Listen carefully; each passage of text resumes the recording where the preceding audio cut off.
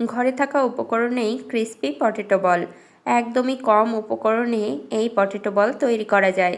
নমস্কার বন্ধুরা, আশা করি সবাই খুব ভালো আছেন। টুম্পাস কিচেন অ্যান্ড মিনি ব্লগসে আপনাদের সকলকে জানাই স্বাগত।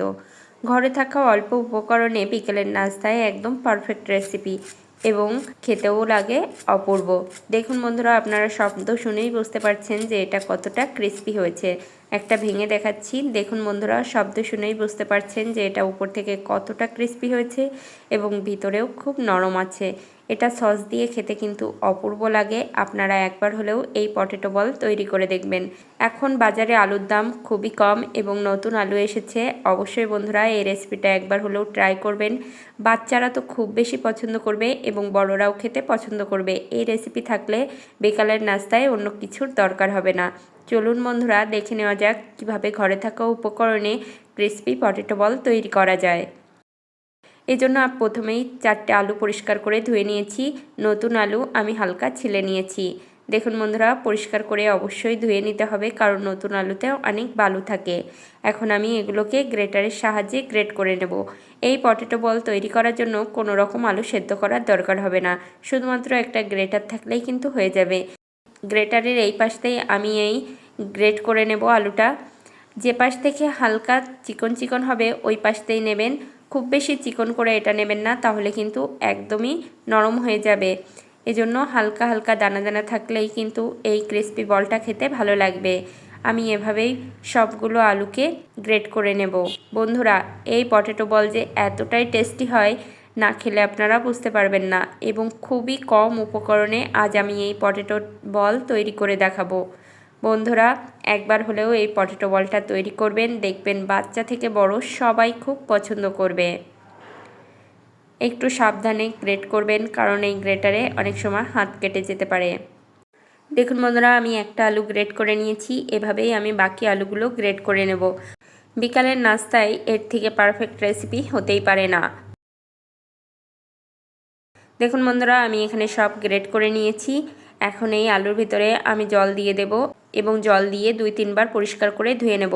অবশ্যই বন্ধুরা, আলুটা পরিষ্কার করে ধুয়ে নিতে হবে। তারপর 10 মিনিটের জন্য আলুটা আমি জলের ভিতর ভিজিয়ে রাখবো। অবশ্যই এই কাজটা করবেন, তাহলে এই পটেটো বলটা আরও বেশি ক্রিস্পি হবে। দেখুন বন্ধুরা, আমি আলুটা পরিষ্কার করে ধুয়ে নিয়েছি। এখন সামান্য পরিমাণ লবণ দিয়ে দিলাম। লবণ দিয়ে ভালোভাবে মিশিয়ে নেব এবং ঢাকা দিয়ে 10 মিনিটের জন্য রেখে দেব। অবশ্যই বন্ধুরা, আপনারা এই কাজটা করবেন, তাহলে এই পটেটো বলটা খুব বেশি ক্রিস্পি হবে। দেখুন, লবণ দিয়ে আমি ভালোভাবে মিশিয়ে নিচ্ছি এবং 10 মিনিটের জন্য অবশ্যই রেখে দেবেন। এই পর্যন্ত যারা ভিডিওটি দেখে এসেছেন কিন্তু একটা লাইক দেননি, প্লিজ একটা লাইক করে দেবেন। আপনাদের একটা লাইক এবং একটা কমেন্ট আমাকে ভিডিও তৈরি করতে অনেক উৎসাহ দেয় এবং নতুন নতুন রেসিপি পেতে অবশ্যই বন্ধুরা আমার চ্যানেলটি সাবস্ক্রাইব করে রাখবেন। দেখুন বন্ধুরা, 10 মিনিট হয়ে গেছে। 10 মিনিট পর আমি ফিরে এসেছি। এখন আলু থেকে জলটা পুরোই আমি এভাবে হাত দিয়ে চিপে চিপে বের করে নেব। এভাবে ভালোভাবে হাত দিয়ে চিপে জলটা বের করে নিতে হবে, যেন কোনো রকম জল না থাকে। হালকা যে জল থাকবে তাতে কোনো সমস্যা হবে না, কিন্তু খুব ভালোভাবে জলটা এভাবে চিপে বের করে নিতে হবে। এভাবে আমি আলুটা থেকে জল ছাড়িয়ে নেব। আপনারা চাইলে ছাঁকনিতে উঠিয়েও কিছুক্ষণ রেখে দিতে পারেন, তাহলেও জলটা কিন্তু ঝরে যাবে। আমি হাত দিয়ে এভাবে করে নিচ্ছে, তাহলে সময়টা কম লাগবে। দেখুন বন্ধুরা, এখানে সব আলু এভাবে করে নিয়েছি। এখন এখানে দিয়ে দিচ্ছি কিছুটা পরিমাণ চালের গুঁড়া। আমি আজ চালের গুঁড়া দিয়েই তৈরি করব। সব বাসাতেই কিন্তু চালের গুঁড়া অ্যাভেলেবেল থাকে, এজন্য আমি এই পটেটো বলটা চালের গুঁড়া দিয়েই তৈরি করছি। আপনারা চাইলে এখানে বেশি পরিমাণ কর্নফ্লাওয়ারও ব্যবহার করতে পারেন, কিন্তু কর্নফ্লাওয়ার সবার বাসায় থাকে না, এজন্য আমি চালের গুঁড়া দিয়েই এই রেসিপিটা আপনাদের তৈরি করে দেখাচ্ছি। অনেকেই ভাবে পটেটো বল তৈরি করতে অনেক কিছুর প্রয়োজন হয়, কিন্তু না বন্ধুরা, ঘরে থাকা উপকরণ দিয়েই কিন্তু বিকালের দুর্দান্ত নাস্তা তৈরি করা যায়। দেখুন বন্ধুরা, এখানে আমি স্বাদ মতো লবণ দিয়ে দিয়েছি এবং দিয়ে দিয়েছি পরিমাণ মতো হলুদ। এখন এখানে দিয়ে দিচ্ছি 1 চামচ কর্নফ্লাওয়ার। আপনারা চাইলে এটা স্কিপ করতে পারেন, তবে কর্নফ্লাওয়ার দিলে খুব বেশি ক্রিস্পি হবে। এখন দিয়ে দিচ্ছি কিছুটা ধনেপাতা কুচি। ধনেপাতা কুচিটা ব্যবহার করবেন, তাহলে ফ্লেভারটা খুব ভালো আসবে। এখানে আর কোনো কিছুই ব্যবহার করার দরকার হবে না, তবে আপনারা চাইলে এখানে ধনে গুঁড়া, জিরে গুঁড়াও ব্যবহার করতে পারেন, কিংবা এখানে ম্যাগি মশলা ব্যবহার করলেও কিন্তু পটেটো বলটা খেতে খুবই টেস্টি হবে। তবে আমি এখানে খুবই কম মশলা এবং কম উপকরণে আপনাদের এই ক্রিস্পি পটেটো বলটা তৈরি করে দেখাচ্ছি। দেখুন বন্ধুরা, প্রথমেই যখন আপনারা মাখবেন তখন খুবই শুকনো লাগবে, কিন্তু মাখতে মাখতে দেখবেন অনেকটা জল ছেড়ে দিয়েছে এবং আঠালো হয়ে গিয়েছে। দেখুন বন্ধুরা, আমার কত সুন্দরভাবে মাখা হয়ে গিয়েছে এবং একদম নরম হয়ে গিয়েছে। খুব বেশি নরম করে এই খামিরটা মাখা যাবে না, এজন্য আলুতে যেন কোনো রকম জল না থাকে সেদিকে খেয়াল রাখতে হবে। দেখুন বন্ধুরা, আমি হাতের তালুতে রেখে গোল গোল করে বল পাকিয়ে নিচ্ছি। এভাবেই আমি সবগুলো বল তৈরি করে নেব। বন্ধুরা, আমি কিন্তু এখনও মরিচ ব্যবহার করিনি, আমার ছেলে খাবে, এজন্য কিছুটা আমি এভাবে ঝাল ছাড়াই তৈরি করে নেব, কারণ আমার ছেলে ঝাল খেতে পারে না। আপনারা চাইলে বাচ্চাদের জন্য যদি তৈরি করেন তাহলে ঝাল ব্যবহার নাও করতে পারেন, এবং অল্প পরিমাণ ঝাল ব্যবহার করলেও কিন্তু কোনো সমস্যা হবে না। বন্ধুরা, এভাবে ক্রিস্পি পটেটো বল তৈরি করার জন্য হাতে কোনো রকম ঘি বা তেল ব্যবহার করার দরকার হবে না। এভাবে মেখে নিয়ে বল তৈরি করা যাবে খুব সহজে। দেখুন বন্ধুরা, আমি কত সহজে এই বলগুলো তৈরি করে নিচ্ছি, কিন্তু হাতে কোনো রকমভাবে লেগে যাচ্ছে না, কারণ এই বলটা অনেকটাই আঠালো থাকে এবং শুকনো শুকনো থাকে। এখন আমি এখানে দিয়ে দিচ্ছি কিছু কাঁচামরিচ কুচি। এখন আমি খুব ভালোভাবে মেখে নেব, যেন ঝালটা খুব চারিপাশে ছড়িয়ে যায়। ঝালটা মেখে নিয়েছি, এখন আমি আবার বল তৈরি করে নেব।